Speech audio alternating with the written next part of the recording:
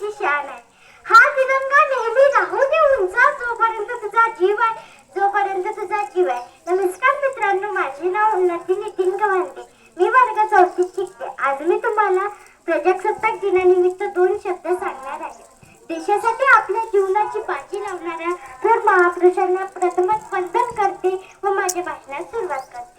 मित्रांनो, आज प्रजासत्ताक दिन साजरा करण्यासाठी आपण एकत्र जमलो आहोत.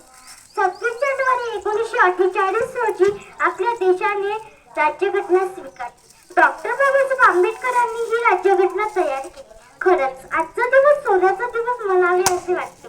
म्हणूनच म्हणतात, चला करूया संविधानाचा आदर आज, चला करूया संविधानाचा आदर आज. ज्याने दिला आपणास जगण्याचा शिकण्याचा अधिकार, त्याने दिला आपणास जगण्याचा शिकण्याचा अधिकार. संविधान आहे म्हणून आपण वेगवेगळ्या धर्माचे लोक, वेगवेगळ्या भाषा बोलणारे लोक सुख मनाने राहत आहेत. विविधतेत एकता आहे आमची शान, विविधतेत एकता आहे आमची शान. म्हणूनच म्हणतात भारत देश महान, म्हणूनच म्हणतात भारत देश महान. जय हिंद, जय भारत.